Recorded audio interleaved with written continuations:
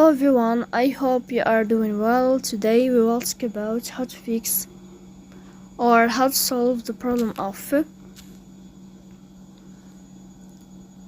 Discord problem on the application of Hacoo. You will click on settings. In this page you will click on apps, default apps, app settings. When above here you will search about Hacoo app and you will click. Then we click on first stop and you will click OK.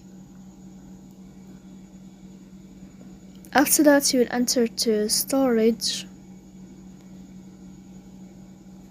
Then you will click on clear cache. Then you will turn off your phone and you will restart your phone again.